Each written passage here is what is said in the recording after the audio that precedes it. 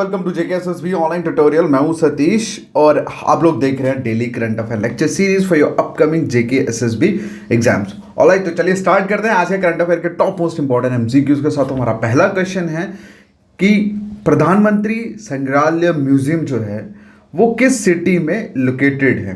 तो प्रधानमंत्री संग्रहालय museum is located in which city. तो इसका जो आंसर है दैट इज न्यू दिल्ली। क्या आंसर है? न्यू दिल्ली। क्लियर है? अब बात करते हैं इस प्रधानमंत्री संग्रहालय म्यूजियम में बेसिकली क्या क्या है, किसके लिए डेडिकेटेड है। बेसिकली ये डेडिकेटेड है सभी प्राइम मिनिस्टर जो रहे हैं हमारी कंट्री के सिंस इंडिपेंडेंस लेकर अब तक के जितने भी प्राइम मिनिस्टर रहे हैं सभी को डेडिकेट किया गया ये संग्रहालय म्यूजियम।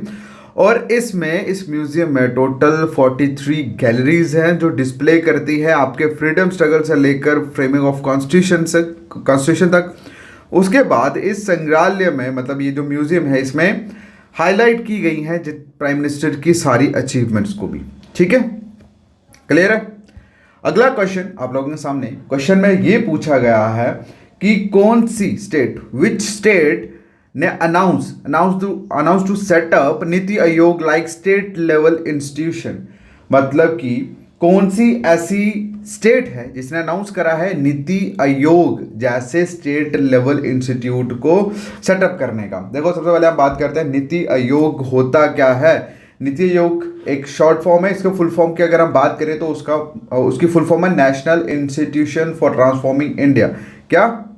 देखो यहां पे लिखता हूं मैं, national institution for transforming India.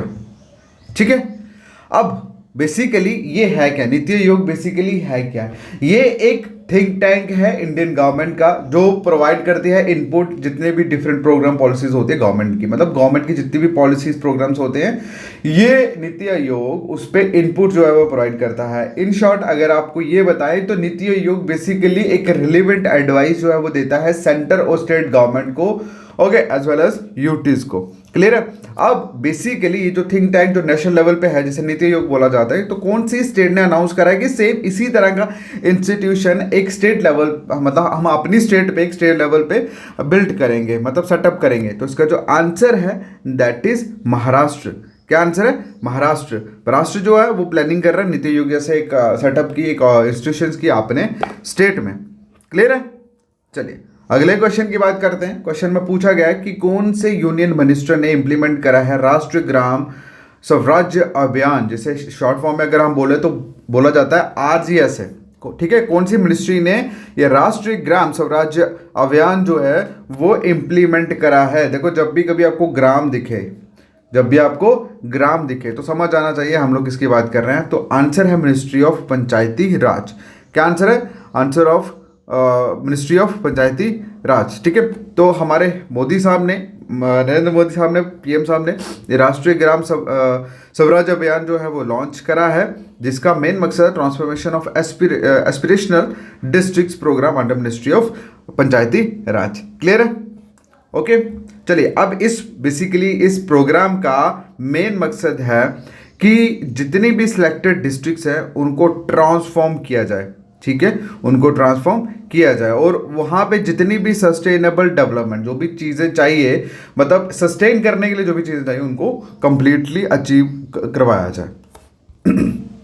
अगला क्वेश्चन पूछा गया है कि वर्ल्ड बैंक ने as per the world bank के अकॉर्डिंगली अप्रैल में जो वर्ल्ड बैंक का अपडेट आया है उसके अकॉर्डिंगली इंडिया का क्या जीडीपी रहने वाला है 2022-23 के लिए। तो इसका जो आंसर है दैट इज 8.0। कितना? 8.0। ओके, अब ये जीडीपी ऊपर नीचे होता रहेगा भाई, ये कांस्टेंट नहीं होता। चलिए अब नेक्स्ट जो क्वेश्चन है, क्वेश्चन में पूछा गया है, एक सेकेंड, ये रॉन्ग मतलब नंबरिंग यहाँ पे रॉन्ग दी है भाई, ये 6 क्वेश्चन है। अच्छा, क्वेश्चन में पूछा गया है कि कौन सी स्टेट ने अनाउंस करा world celebrate of doctor Ambedkar as 40th April as equality day. देखिए अब मतलब आप सभी जानते हैं कल बाबा साहब अम्बेडकर की जयंती थी, ठीक है, बैसाखी के साथ साथ। अब क्वेश्चन में ये पूछा गया है कि इंडिया की ऐसी कौन सी स्टेट है जिसने अनाउंस करा है उनकी जयंती को एज इक्वालिटी डे। तो इसका जो आंसर है दैट इज तमिलनाडु। तमिलनाडु ने अनाउंस करी है ये सेलिब्रेट करने का बर्थ एनिवर्सरी, मतलब उन्होंने सेलिब्रेट करी एज अ इक्वालिटी डे, ठीक है। चलिए अगला क्वेश्चन जो है that is what is the theme of national science day 2023। ये ऑलरेडी हम लोग क्वेश्चन कर चुके हैं। ओके, तो नेशनल साइंस डे जो है 2023 का, इसका थीम क्या रहने वाला है? इसका आंसर है global science for global wellbeing. क्या आंसर है? Global science for global wellbeing. अगले क्वेश्चन की बात करें, क्वेश्चन में पूछा गया है कि कौन से फॉर्मर आईएएस ऑफिसर को अपॉइंट किया गया है as a new CEO of NITI Aayog. NITI Aayog के न्यू सीईओ जो है वो किन को अपॉइंट किया गया है? तो इसका जो आंसर है दैट इज वीवीआर सुब्रमण्यम, ठीक है, क्लियर है। चलिए अगला क्वेश्चन आप लोगों के सामने, क्वेश्चन में पूछा गया है कि नॉर्थ इंडिया का फर्स्ट न्यूक्लियर पावर प्लांट जो है कौन सी स्टेट में सेटअप किया गया है? नॉर्थ इंडिया मतलब हम जहाँ पे रहते हैं, जम्मू कश्मीर, दिल्ली, पंजाब, हरियाणा, ये जो पोर्शन है, यहाँ पे कौन सी जगह पे, कौन सी स्टेट में पहला न्यूक्लियर पावर प्लांट जो है वो सेटअप किया गया है? तो इसका जो आंसर है दैट इज हरियाणा। क्या आंसर है? हरियाणा में, ठीक है। हरियाणा में भी गोरखपुर जो सिटी है वहाँ पे इसको किया गया है। अगला क्वेश्चन में पूछा गया है कि first G20 cultural group meeting जो है अंडर G20 इंडियन लीडरशिप कहाँ पे हेल्ड होगी? ठीक है, कौन सी स्टेट में हेल्ड होगी? इसका जो आंसर है दैट इज मध्य प्रदेश। क्या आंसर है? मध्य प्रदेश, क्लियर है। और इस मीटिंग का जो मेन विजन है दैट इज टू प्रमोट, किसको प्रमोट करना? कल्चरल हेरिटेज एंड सर्विसेज को।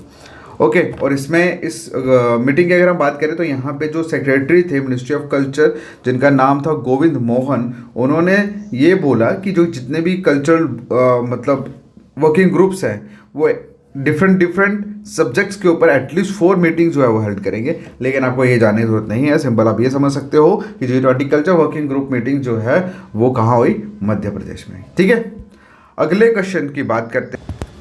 अगले क्वेश्चन में पूछा गया है कि कौन सी कंट्री जो है इलेक्ट हुई है as a member of supreme statistical commission of United Nation. ये क्वेश्चन हम ऑलरेडी कई बार डिस्कस कर चुके हैं। तो इसका आंसर आप लोग करोगे कमेंट सेक्शन में। कहाँ करोगे?